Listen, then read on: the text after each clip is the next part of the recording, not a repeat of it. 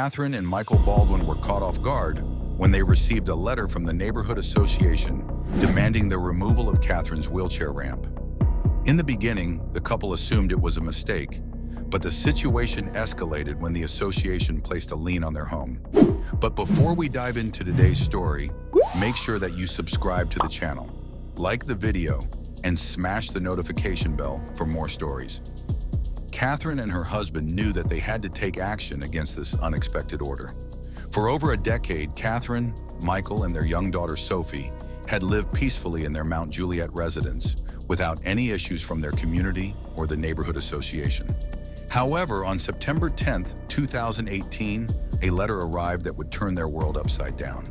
Throughout their 10-year stay, not a single complaint had been made against the Baldwin family. Even the wheelchair ramp Catherine had installed went unnoticed by other residents in the neighborhood, who were more than willing to help her without reluctance. As Catherine reflected on the situation, she realized that a new president had recently been appointed to the HOA board, and this individual had made comments about her wheelchair ramp. She began to presume that this new leader might be behind the complaint. Although she had formerly ignored the frequent letters about the ramp, Catherine was astonished when she received an urgent announcement demanding that she must appear before the board to justify her actions or face the consequences. Defined to stand her ground, Catherine met face-to-face with the neighborhood association board to question their request for her to remove the ramp. Despite the board's discomfort, the new president bluntly stated that the ramp was unsightly, making it clear where Catherine stood. After the hearing, Catherine refused to comply with the unreasonable request and left the office. She was determined to fight for her rights. The day after Catherine refused to remove her wheelchair ramp, she received a notification from the neighborhood association that a line had been placed on her home. The only way to have it lifted was to comply with their demand to remove the ramp. With a sorrowful heart, Catherine asked Michel if he could take down the ramp and store it inside the house. Initially, he refused, insisting that they didn't have to give in to such a ridiculous demand. But once Catherine informed him about the lien holder, his attitude changed. They realized they were being forced into compliance. That night, Catherine and her husband sat down to discuss their options. Michael wanted to fight back aggressively. He was ready to challenge the HOA head-on and even take them to court if necessary. Nevertheless, Catherine was more hesitant. She didn't want to create more problems than she already had, especially not in the place she and her family call home. In some places, an HOA could even force residents to move out. The couple felt uncertain about how to proceed. They wanted the ramp reinstated, but they dreaded the nuisance of dealing with the neighborhood association. Catherine believed they had no choice but to comply with the demand. She was the one most affected by the ramp, so it seemed like it should be her decision, right? Eventually, she convinced Michael that complying was the best course of action, even though she knew it would come at a personal cost. Catherine worked from home and had grown accustomed to her surroundings. She began to feel uncomfortable. In the past, she could go out whenever she wanted, but now she had to wait for her husband or anyone else to come home so they could assist her in going out. It was a form of torture, and she desperately wanted it to end. As weeks passed, the claustrophobic feeling only intensified. Catherine tried to adjust by staying outdoors, but moving around the house presented a new problem they hadn't anticipated. One morning, Catherine received another email from the neighborhood association.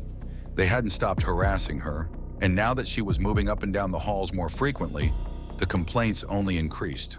She received daily letters accusing her of disturbing the peace.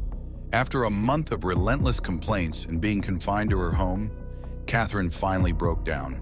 She couldn't take it anymore. She was fed up with the constant complaints, and more than anything, she was outraged that her freedom had been taken away because someone considered her ramp an eyesore. All that Catherine wanted was her ramp back. Needing to clear her mind, Catherine decided to visit her next-door neighbor, Margaret. Catherine had known Margaret since the day they moved in, and she knew that a chat with the older woman would help ease her frustration. Catherine sat down and thanked Margaret for letting her visit. Over a cup of tea, they discussed her recent troubles. Margaret's expression grew serious as she shared some important information. She informed Catherine that the association had no legal basis for their demand. There was no way they could enforce the removal of the ramp, especially if Catherine decided to take them to court. Encouraged by Margaret's words, Catherine immediately called a lawyer to verify the truth of her neighbor's statement. After returning home, Her initial sadness had transformed into a determined smile. Perhaps it was time for Catherine to turn the tables on the HOA.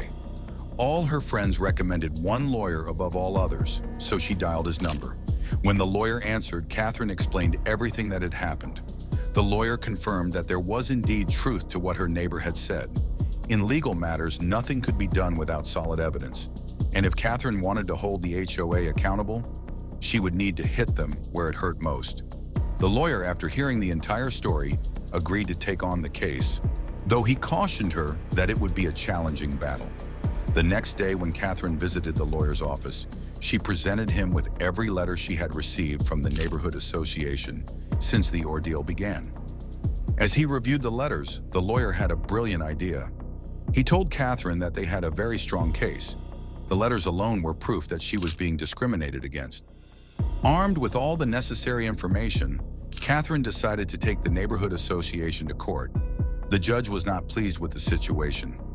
One of the most important laws the association had violated was the Americans with Disabilities Act, which prohibits discrimination against people with disabilities in everyday activities. The judge not only ordered the association to revoke the lien on Catherine's property, but also instructed them to compensate her for all the suffering they had caused. What do you think of Catherine's actions and how she fought for her rights? Comment your thoughts on the comment section. Don't forget to subscribe to the channel, like the video, and share it with your friends. See you in the next video.